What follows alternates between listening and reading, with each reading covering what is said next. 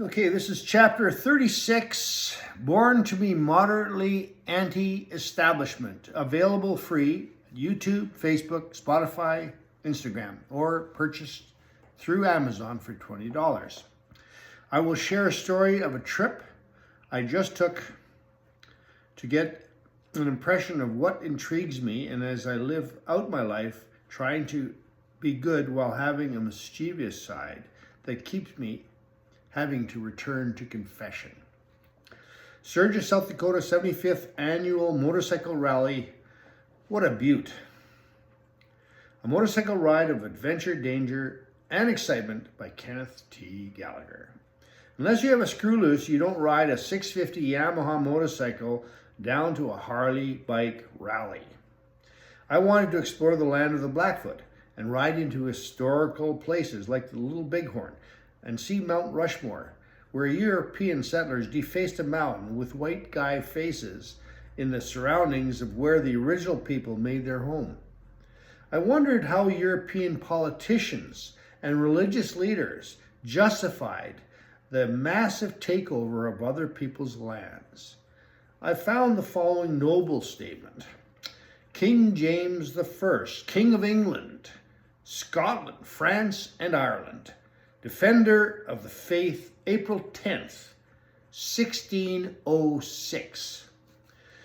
We greatly commending and graciously accepting of their desires for the further enhancement of so noble a work, which may, by the providence of Almighty God, hereafter tend to be the glory of the divine majesty of propagating of Christian religion to such people as yet live in darkness and miserable ignorance of the true knowledge and worship of God, and may in time bring the infidels and savages living in these parts to human civility and to a settled and quiet government. Do by these letters patents graciously accept of and agree to their humble and well-intended desires. That's it. What a noble cause the colonists had. You'd have to be pretty conniving to convince the world-wide land grab as being something noble.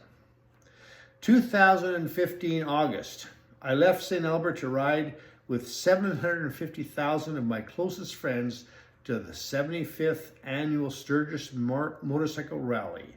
I am writing about this 3 years later when I realized that I hadn't recorded one of my rare great adventures. At 70, I don't expect I will have many more trips worth writing about, although our trip to Newfoundland this year would contradict this prediction. Carol was excited about seeing me go, as she looked forward to some time off from taking care of me. A task that is becoming more demanding as I've learned that being pampered is a result of me not being good at many things. Dressing, shopping, cooking, cleaning, making beds, packing. Carol prefers to do it right instead of having me do the job. Bless her heart, as she helped me load my bike for the 1,600-kilometer trip to Sturgis, South Dakota. I was okay with her help, except when she tried to pack an inflatable mat to put under my sleeping bag. Riding meant I had to pack light, with a sleeping bag and a tent and some clothes. I certainly didn't need creature comforts like a pad for my sleeping bag. Carol's wisdom would once again prove me wrong on this trip. Riding to Saskatchewan, I decided to camp in Regina in the rain. I pondered the adventure of camping and riding. I realized that it would defeat the purpose if I were to stay in a hotel on the first night. Where would be the excitement? Where would be the adventure? As the rain continued, I had to decide if I was a man or a wimp. I concluded that I was a wimp and took the hotel. The most direct route would be down Highway US 8 South, but due to the fracking in North Dakota, the highway had constant flow of tanker trucks, and the locals that I spoke to suggested that I take M16 south. I'm glad that I did, as I heard how reckless the truckers were on the main road. Riding into Sturgis felt strange. A town of 6,600 people had a main street where 500,000 bikes had gathered for this 10-day event. As I inched down Main Street, heading to the state park, it was obvious that if you didn't ride a Harley, you were not one of them. I never wanted to be part of a gang, and being a lone rider is my style, which, while I wasn't mistreated or I wasn't confronted, I was treated differently, like a leper. The rally was originally created back in 1938 by a fellow who had the Indian motorcycle franchise for Sturgis. There were new Indian bikes being displayed at the 2015 rally, but 80% of what I saw was Harleys.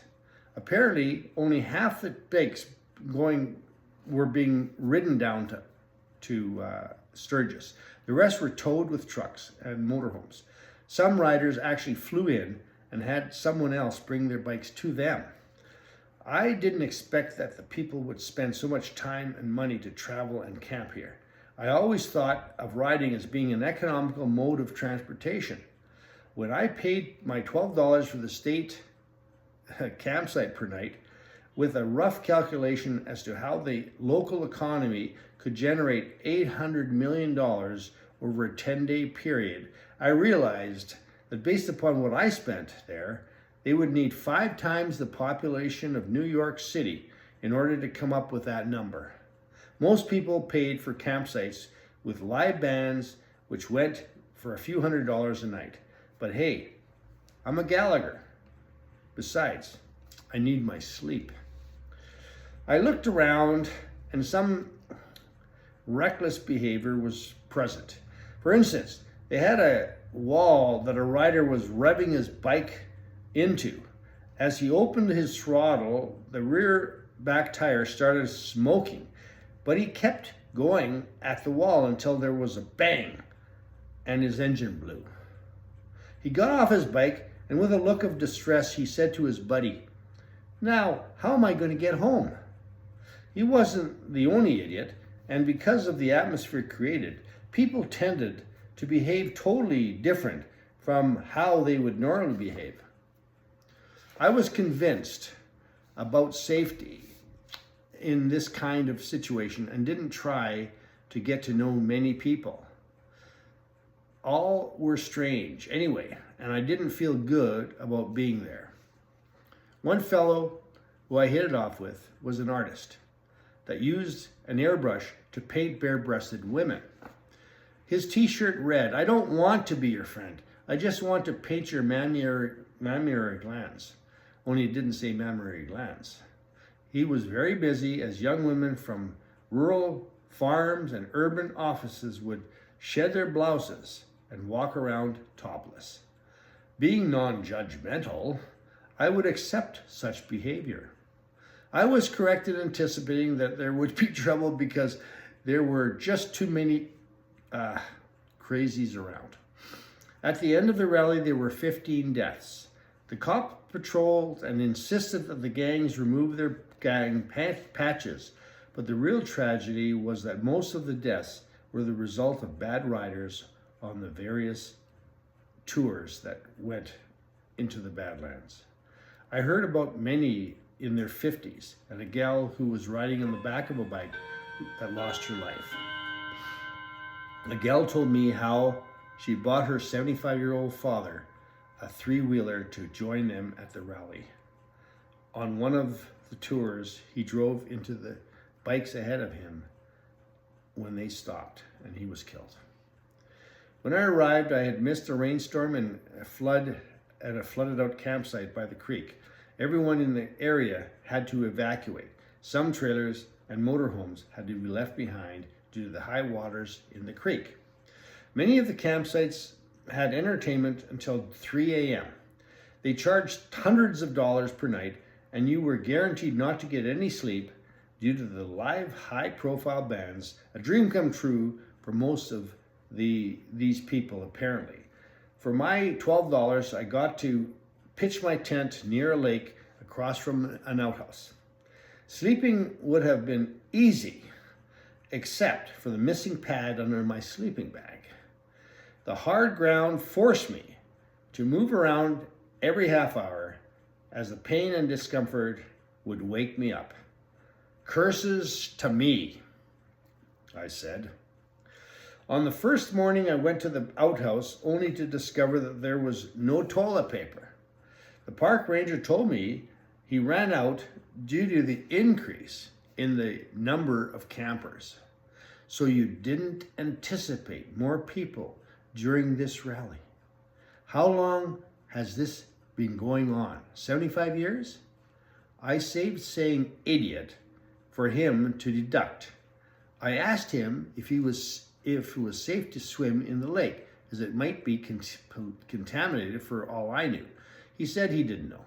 I tried to figure out his role in the park, collect money, put toilet paper in the outhouse, and represent the state.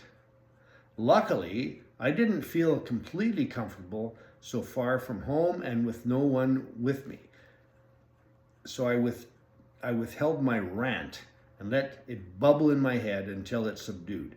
While any doctor will tell you keeping things inside you is not healthy, I wasn't sure that what would happen if I turned this uniform against me in retrospect. I'm glad I kept my cool. There have been missing persons at this rally, so I didn't want to turn anyone into an enemy. I walked to the lake and saw a couple of canes on the dock. In the lake, a distance of a half a kilometer, was a head bobbing in the water, which I concluded meant the lake was safe to swim in. I thought I would swim to the person and swim back with him. When I got within earshot of the fellow, he started yelling at me to stay away and that I had no business being in the lake. I told him that I was staying at the camp, and as I approached him, he realized that I wasn't a nutcase and he turned normal. He was doing therapy prior to surgery on his hip, which was crushed in you guessed it, a motorcycle accident. His bike got caught between two railroad ties and he flipped off. This happened prior to the rally, and he was staying with his brother, who happened to live in Sturgis. Because of the long ride, a bracket broke off my exhaust pipe. After going to a hardware store, I tried to thread the bolt, but it wouldn't tighten. I took it to a guy who was fixing bikes for the rally and asked him to help. He ended up threading the hole where the bolt had to go and said I could pay him what I thought it was worth. I paid him what I thought it was worth, but he didn't thank me. Memo to self: next time, don't be so cheap. After 3 days and 2 nights, I realized this is not a place for me, and I decided to head to Butte, Montana. Why? I went for the history and to get away from all the nutcases. On a 900-kilometer adventure to Butte, I was soon on the open road with little traffic, rambling hills, and sunshine. I stopped in a little town where I camped. There was a clerk, a young girl, trying to make change for a fellow camper.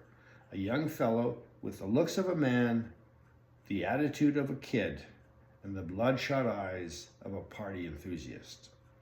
He was all these things and had also left Sturgis for similar reasons as myself. He was a music and a math teacher from Minot, North Dakota, and I could tell that he was trying to help the young girl, not because she was pretty, but because he genuinely felt he could help her. In fact, he was so kind that he invited her back to his tent, where he would show her something she could count on.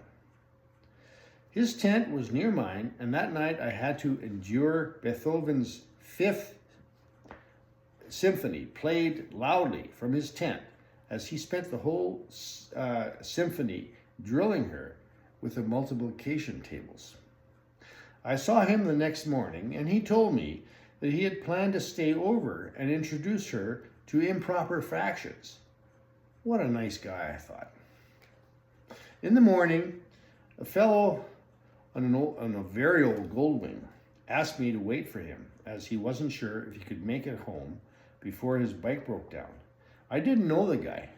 He was going out of my way, and I'm not very mechanical. I slithered away when he wasn't looking. It wasn't my finest hour. As I traveled towards Montana, I stopped for gas in a small town where I walked in on a clerk twisted like a pretzel and a female looking over him and encouraging him to continue to bend his body in a disordered way. He looked embarrassed, but the girl wanted him to continue. He said he wasn't her monkey and tried to gain his dignity back by telling a joke. I wasn't interested, but he insisted, so I patiently waited for a chance to leave. A penguin drives his car to a mechanic and complains that the engine sounds damaged. The mechanic suggests that the penguin go down the street to the ice cream parlor while the mechanic has a chance to look at the motor. A while later, the penguin returns and the mechanic says, "Looks like you blew a seal."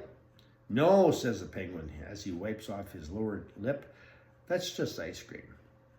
I finally was able to leave, but admittedly enjoyed his joke. Arriving in Butte, I was more interested in seeing their tailings pond, which would eventually overflow and pollute the pristine Silver Bowl Creek with arsenic, cadmium, and zinc. In the 1990s, 342 migratory geese landed in the pond and died due to the pollution. The good news is that the water that would have flowed into the pit is being treated since 2003 at the Horseshoe Bend Treatment Facility, which stops the pit from overflowing until 2023. In 2019, the EPA has ordered that the pit start being drained at a rate of 7 million gallons per day, thus eliminating the foreseen disaster. The smelter plant that caused great air pollution was moved out of town for the health of the townspeople. The winds brought the air pollution back into town, so they now get the smelter done in China. God bless the kind Americans for providing jobs to the Chinese. It was the history that was most striking about Butte. It is the largest National Historic Landmark district in the USA, with 6,000 contributing properties. The Copper King Mansion was restored in 2011 and is open as a bed and breakfast.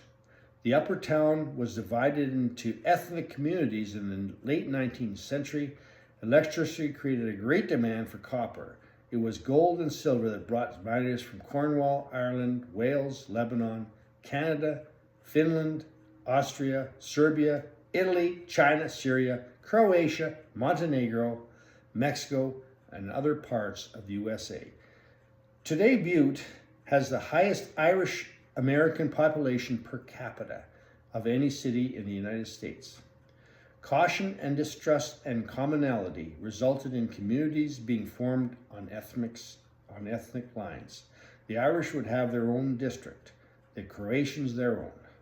As they went down into the mines and realized that their lives depended upon working together, the suspicion and distrust dissipated. In 1882, Chinese migration was halted by the Chinese Exclusion Act.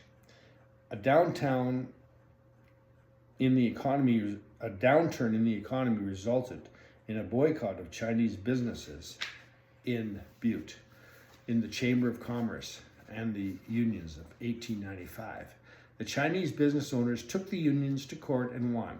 The Maiwa Museum documents this story of prejudice.